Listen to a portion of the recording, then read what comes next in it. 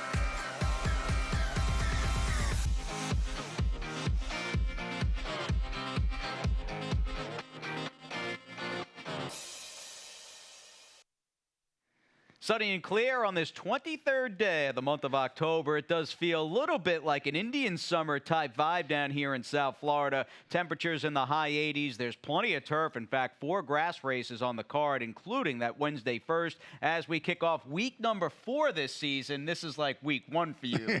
You were globe-trotting over in Europe, but Ron Nicoletti, Jason Blewett alongside. Hope you're doing all right, everybody. And we were just talking. This is a pretty good 8-race card today. Yeah, you know, the racing has been really, since I've been back, I can only judge you by, I mean, watch some of the races previous. The racing has been good. Definitely has been good. Now, we've also, again, the common theme, the 8-race cards during the weekdays and even on Sundays, we've also had here and there a little bit of a trickle of potential jackpot Rainbow Six payout singles. Lo and behold, though, none of them have won. That means we're starting to get, in fact, I'd say we're well into the Gulfstream Park type just scene, if you will, with 225,000 plus, and that begins again if you're joining us a little earlier than it does across town. It seems like they've had it surrounded the last couple of days. There's always been singles going in. Actually, on, I believe it was Saturday, was 5 out of 6. They didn't even have 6 out of 6. So good to play, and it paid a couple of grand. So if you don't hit the one unique ticket, you could still make a lot of money with that Rainbow Six. And speed the way to go on this turf course Sunday. Wasn't that the case? Was it 4 races wire to wire? Yep, and they caught on. I mean, by the time the nightcap rolled around race 8 on Sunday's card, they bet that Rohan Crichton horse like it was almost a fait accompli, and that horse did wind up winning Zano Boys in the finale. Now, as far as going forward, we'll try to get lucky in this Wednesday fast and firm early pick 5. And again, just a week and a half out from the Breeders' Cup out at Santa Anita Park. I know the sort of pre-draw well underway as far as horses who are nominated and are pre-entering the championship races. And we do have our rooting interest from South Florida. And in fact, a few trainers that are in the mix in this early pick 5. We'll see some Breeders' Cup action. Now, I'm 3 deep to start in the first race. Ronnie has a big-time stat coming your way with one of those horses. I like this second race field quite a bit, my friend.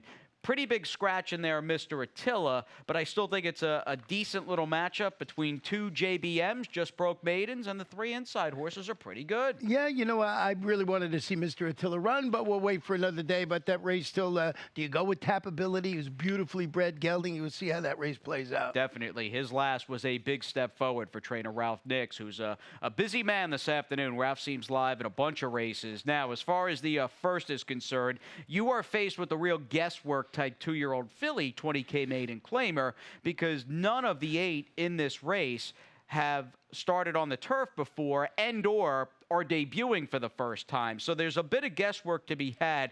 The stat, however, Ronnie, that you found on a horse that I've got third and used in my early pick 5, it's a big-time move for Efren Loza. Yeah, it's a daughter of point of entry. We're talking about La Carita Bonita, who's entering for Efren Loza Jr. with a series of useful workouts showing up at Palm Meadows. And there's the stat. 2-year-old first-time starters, maiden claimers on the turf. He's 4 for 8, 50%, 63% in the money, 842 is the return of investment. Now, with this stat, it's over a couple of years because he doesn't start that many horses, but I was shocked to see it when I punched it in to see that it was that good. And I just like the breeding on this horse, and I really respect what he does, Efren Loza Jr. Definitely, and there's some good stallions in the mix. You got a Cantharos Firster who's got Paco in the 5, Magnitude 10, and Paco's off my top pick, Ruthila, who's by Kozan.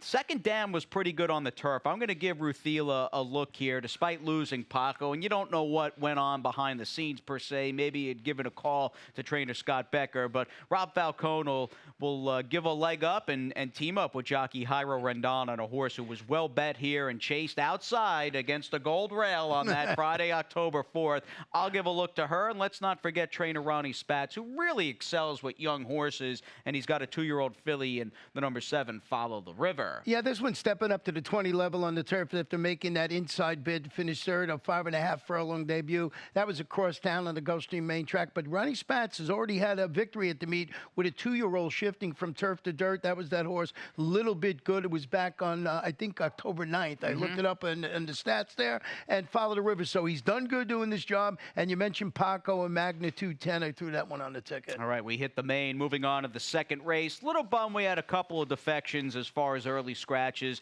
Both the number 4, Tipsy Kitten, and the 7, Mr. Attila. Losing Mr. Attila, though, in a way, I think there's a high probability his absence really helps Happy's horse, the number 2, Baby I'm Perfect. Does he get loose here? That's the way it looks. And, going back to last week and even the previous weeks, its speed has been okay on the main track, and this one must be respected. Talking about Baby I'm Perfect, his ability to set a stalk the pace today, and, the scratches of Tipsy Kitten, who had some speed, and Mr. Attila, who certainly had some speed. Maybe Baby I'm Perfect gets loose on the lead. I sort of went, horse, I'm surprised you did not use in that step Love the pedigree. I want to see another out of a horse who I must admit maybe didn't beat all that much, but the last race out of him was clearly, leaps and bounds better than anything prior. He's a 4-year-old. He's a gelding, so he's had his problems, that's for sure. But he seemed to put it together last time out. Now, with that said, I scratched into Tappability. Definitely had Mr. Attila on top of my ticket. He could run very well, as could the other JBM, the 6 Quality Special for Gustavo, who's a quality road,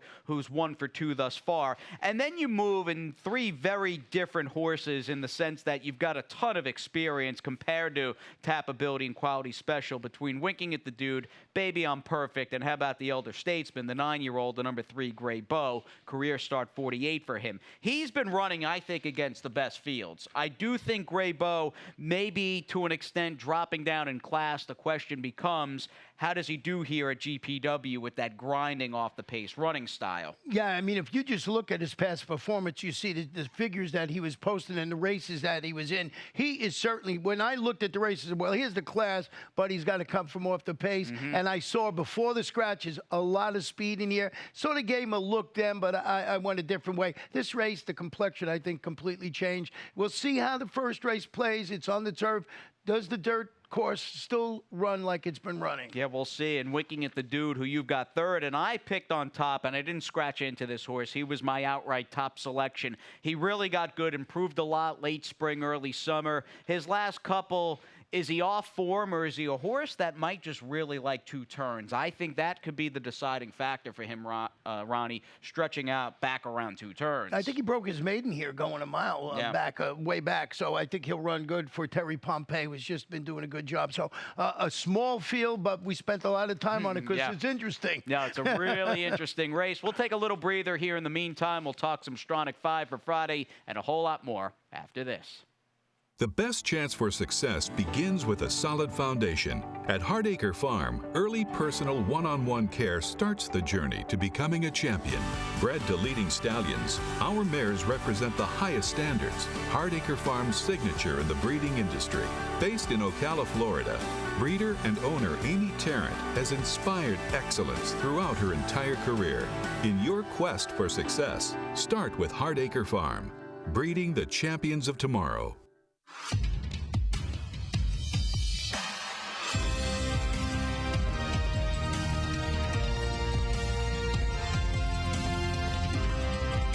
Whether you're at home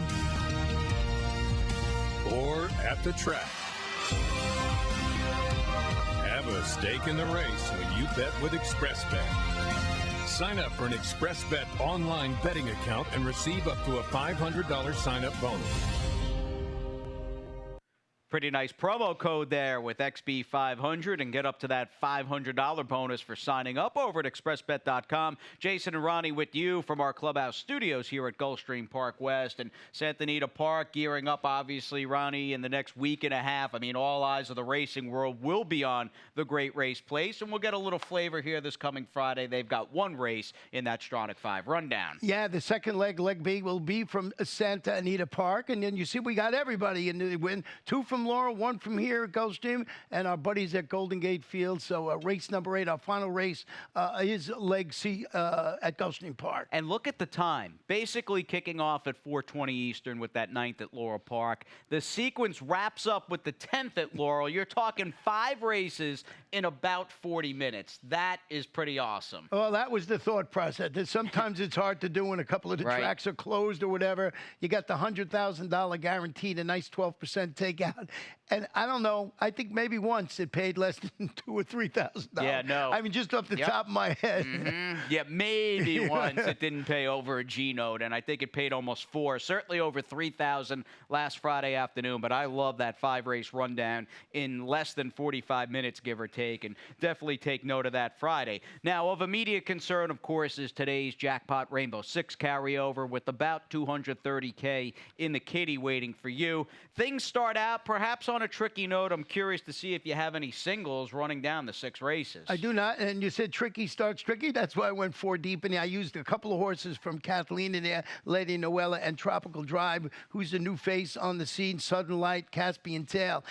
2 deep for a couple of those races. I think those are the logical ones. Risk for Reward, London Werewolf, Amazing Audrey, Passion Plus. And then you get to the 7th race. I thought it was a really nice race today. Went 3 deep in there with Robin Take Charge, Unlimited Data, and Tune In. And the last race, I wish I could have gone 3 deep, but my ticket would have been 58-something or something. I didn't go that deep in there, but pretty nice sequence. No long shot today. Got scratched out early on. Oh, I was going to say, who's the long shot in the rainbow? But it obviously was an early scratch. Yeah. Okay, fair enough, my friend. Now, you really have got a difference as far as overall, I'd say, general resumes in this upcoming 3rd race, a 12-5, 3-and-up filly and mare maiden claimer. And I say that because there's horses like the 4 Sudden Light, who you picked, and I think will run well, and the 5 Boastful Contessa, who have consistently picked up checks, but they're obviously career maidens. Kathleen O'Connell runs Tropical Drive and Lady Noella.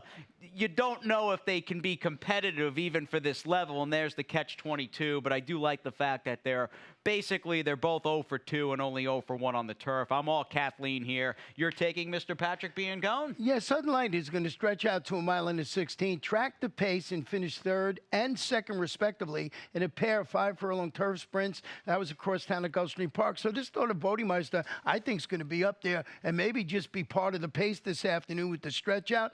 I noticed that speed on Sunday, so I went for a speed play in here. I believe this one might be the one that'll go to lead near Caspian Tail, already making her 3rd start at the meet, so she's trying to get there. She stalked the pace last time out and was 37-1. They changed running tactics. And of course, I had to use Lady Noella and Tropical Drive. You don't know what you're going to get. That horse has been down the track, but it's Kathleen. It's first time Kathleen shipping in from 2 races out of town, was big prices, and probably just simply overmatched for previous trainer Michelle Nihei.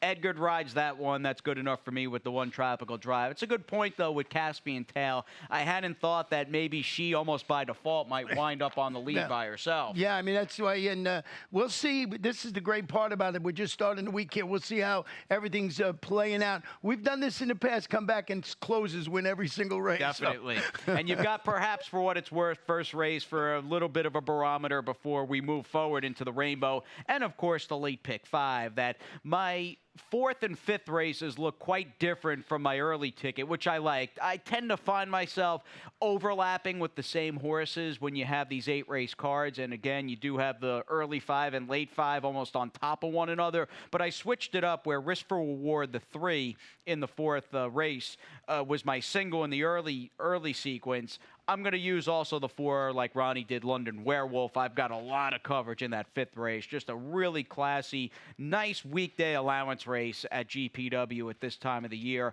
Very competitive. I've got a nice 4-horse spread. Grisacio's the horse to beat, and I like him. I've got a little insurance with Oscar Blues, who might like 2 turns. 3 deep in the 7th race, another quality turf event on the card. And I'm with the 5, Lady Marcella. Do you like that horse? Yeah, I mean, that's who I liked, and I just wanted a little more coverage. I also used a bit of a, I think it's a bit of a long shot in there with the 10 Sansa, a little bit of a price in there. So, but Lady Marcella, certainly for Gilberta, the one to beat. Absolutely. And another chased outside against the gold rail here on opening week. That horse was way up against it. Now, Risk for Reward perhaps has been up against it for Ralph Nix, and just for the simple fact he's been, maybe in hindsight, a little overmatched running for maiden 40 on dirt and turf. Today, whole new ball game, you would think and hope, as the favorite where this horse is in for a dime. Yeah, he's plunging to the 10 level on the main track, and he's going to turn back to 7 today after stalking the pace and weakening. As you mentioned, you finished 7 against those 40 maidens.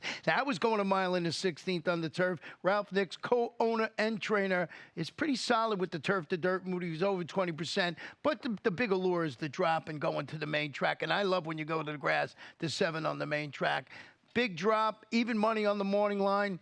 We both wanted some coverage. Yeah, little coverage with London Werewolf, who looks entirely different when compared to Risk for Reward on paper, in the sense that he's 0 for 12 thus far. He, to me, though, when you work your way through, and if you want potentially another horse, he's got the best reason for him. Yeah, he's looking to take a bite out of the competition. Nice. Yeah, after surrendering, after responding to his local debut at this leg, he was really well met last time out to be second. I threw Overwatch in third just because it's Safi Joseph Jr., but I didn't use that one on my ticket. No, I didn't either, and I tend to pick most of those Safi horses. By the way, he could have a big Thursday and Friday. It seems like he's live tomorrow and Friday in just about every race he's running a horse. What was that horse's name who ran on Sunday? That horse that he just got, they Tonalist Shape. Yeah, that looks like a pretty nice horse. 78 buyer for her, and I was texting a little bit with Safi over the dark days, and he was saying they were thinking, or they are thinking, maybe the Golden Rod at Churchill. That's graded black type, but he also said that race, the Hut Hut here opening weekend, November 30th, or over at Gulfstream opening weekend, going a mile, because she won going 6.5. She, to me, strikes me as a filly that's going to want a little more real estate. Yeah, I just like the way she changed leads and took off in the stretch. Yeah, I liked that performance the other day. Yeah, 78 buyer for her, and ran a little faster than Poe did, actually, a race later, and he's obviously a 2-year-old colt. Anyway, we move forward. Race number 5 is a definite highlight on this Wednesday afternoon, as we have our longest race of the meet thus far here at Gulfstream Park West, going a very rarely used mile and a furlong on the turf course with this conditioned optional claiming race. Now, I'm not sure ultimately who's the horse to beat or who's going to be favored in this spot, but I do like the trip. I think the one She's Right Again, who does have Paco Lopez. Miguel had been named on this horse. Hope he's doing okay. But Paco riding this mare, who's coming in out of a nice win last time out. Now, she was claimed out of this victory going back some 55 days ago by trainer Peter Walder. I really like this race out of her, and I love the fact that she can put herself in the game. And drawing up, Ronnie can elaborate on who he thinks might make the lead, but I don't think She's Right Again is going to be worse, assuming she gets out of the gate and all that stuff. She's second or third early on, covered up and getting a good trip down inside beneath Paco. and you're going from one good barn to another. But we've seen Peter Walder, Ronnie. I mean, this guy is a veteran when it comes to playing the claiming game, and I'm hoping in this case maybe moving a very solid mare up as she tries, like many in the field, to go a mile and a furlong. Yeah, I like the fact that she has that tactical speed. That's going to really help her on this turf course. But I went a little different way in here. Horse that you didn't use on your ticket. That's the 5 Amazing Audrey. 2 for 2 in the money at a mile and an eighth. And that was what, by the way, this race is a mile and an eighth. Yeah. I don't know if is this the first one we've run? First one. This is the longest race we've run, dirt and turf, this meet. And you go through, she's the one that, despite not winning, she's got the races and the experience going 9. And that's always one of my angles. 2 for 2 in the money at a mile and an eighth. Stretches out for Bobby DeBona. Took the overland route last time out, went 5th, beaten 3 lengths as the favorite, going a mile here. Kristen Torres in the saddle. I just think this horse is going to sit a nice trap. Now, the class in the race, I think, is Passion Plus. Yeah, Passion Plus has been keeping very good form, and it felt as though maybe, not to say she went off form or she's been a little inconsistent, but her race 2 back against Kelsey's Cross, who's very good and would be favored here, I feel as though from a pretty tough post, she ran and backed up that good effort from 2 starts ago because she overachieved and ran okay in the stake. And I think the stretch out to 9 furlongs is going to be a plus for Passion Plus in there. And she's the one I thought was the class of the field. Amazing Audrey. I think you're going to get a little bit of a price in there because I think your horse might be favored in there. She's right again, just because of that tactical speed. Yeah, no, very good field. Nice little puzzle there on the GPW green in race number 5. Moving ahead to the 6 for the second time today. We're on the main track around 2 turns, which is always appreciated. We go a mile and 70 yards. We have a 3 lifetime 62.50 claimer. All things being equal, this is the spot for the 6 Grisasio if he can stretch out around 2 turns. Yeah, stretching out that additional 70 yards, rallied to finish second here against this level of competition. That was going a mile. Juana Regatta has Adamar Santos handling that added distance, always a question in there. Bo Trace in second for me, who's dropping today, and 2 steps slew. So I think this race goes through Grisasio, who I use Bo Trace as a sort of saver. It's funny, if Bo Trace had more, say, higher profile connections, right, he'd be favored right here 1,000,000%. Yeah, he's got that speed and everything, and he just, you got to see how he runs in the spot. So a saver for me, but I think you're right with the top pick with Grisasio. Yeah, could be a good race, but again, let's call a spade a spade. Bo Trace, this is a big drop for him, even with the tough post. He, along with Grisasio, they're the 2 main stories going into that 6 on the main. Back to the turf anyway for race number 7, and perhaps a little more recent form to go on as a whole with this cast of $35,000 to $30,000 claiming runners at a mile and a 16th. I see you and I haven't been agreeing all that much today, but I do think, although we picked different horses for the win, you probably have the horse to beat, given the speed and the fact that the 2, here's a look back at Robin taking charge last time out, who had Paco. Lionel Reyes will ride this horse this afternoon. This horse was 4th as the favorite, but did get himself into a little bit of a jackpot here, turning for home beneath Paco, where he just had nowhere to go, and that 7 horse came out ever so slightly, and he had to hit the brakes. I don't know if he was going to win this race, but for me, Ronnie, I look at him. You're supposed to go to the lead with him. Isn't he better on the point? That he's got to go to the front and play catch me if you can today. That's the way Robin take charge. Is going to run well in here, and I put that in my analysis. He should be prominently placed and go to the front, and I think that's his best thing. He had that legitimate excuse last time. I didn't know if he was going to win, but he did get bopped around a little bit. So Robin take charge on top of my ticket, but I want to hear about the 7 that you put right on top. He's only run 3 times. That's the 7 Drill-O-Matic. He picks up co-leading rider Christian Torres. I don't think he was disgraced last time out against a much better field that included Resident Liberal, and that was the Rainbow 6 clincher closing week over at Gulfstream for in excess of $2 million. And seeing Notorious Nick, who was second in that spot, return and beat a better field, I like that Florida-bred allowance field that he drops out of. His 2 races prior were very good, and he might not be as fast as Robin taking charge early, but I think he's going to be maybe right up close and on his flank more or less. And we'll see if he's good enough dropping in for 35,000. Yeah, another horse that we both used on our ticket is the one. Tunin is making his first start since finishing a promising late closing third. That was at Gulfstream. It was during July, and it's Terry Pompey. So I looked up a stat on Terry with a layoff of 61 to 180 days, just flat out on the turf. She's 5 for 31, 16%. In the money only 19% of the time, which tells me she either wins or the horse don't run at all. And she's got a positive return investment of 232. So we got to get this one in front to win it. But you got to respect what Terry's been doing. Oh, Terry's great. And I like her horse quite a bit, winking at the dude in the second race there. And a nice video of Terry, who's just a well-respected veteran for sure. 7th race, very solid. Moving on to the 8th, we've had some non-agreements on the card as far as potential winners go. But we're both in agreement here, Ronnie, that the 5 Lady Marcella, first-time Zerpa, chased outside against a very strong inside here on day 2 of the meet when we had all 4 dirt races, 1 wire-to-wire. Go time today. Yeah, I get 40%, but thereabouts with new claims with Gilberto. MSCL Jaramillo, his go-to jock. Awful a lot to like about the number 5 Lady Marcella in there. I did use, I mentioned that I used 2 horses on my Rainbow Six ticket. The other one was Sansa, who finished third behind Lady Marcella when they competed at 5.5 furlongs during August. Comes back, finishes second in front of her when they competed here at 7 furlongs last time out. Shamir Mirage takes over. Christian Torres.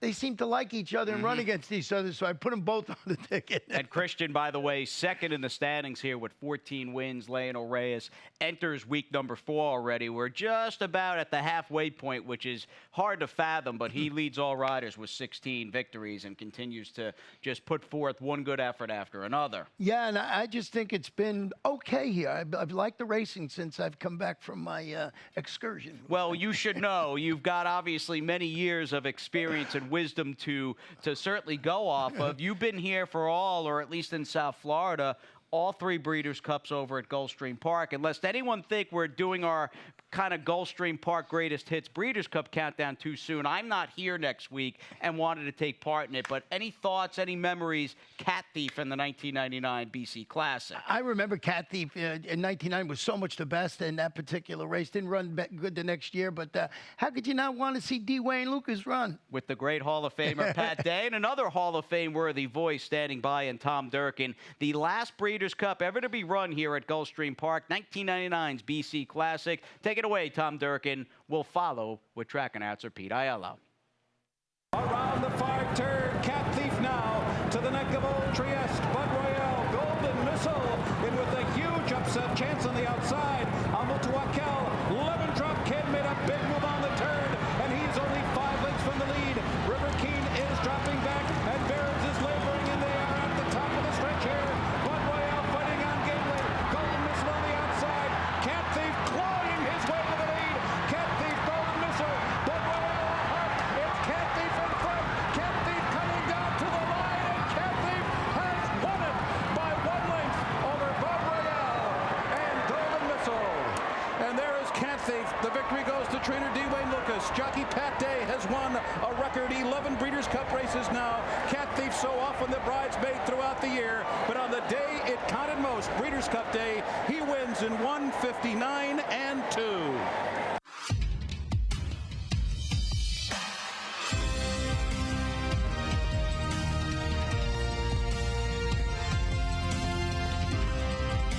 Whether you're at home or at the track, have a stake in the race when you bet with ExpressBet.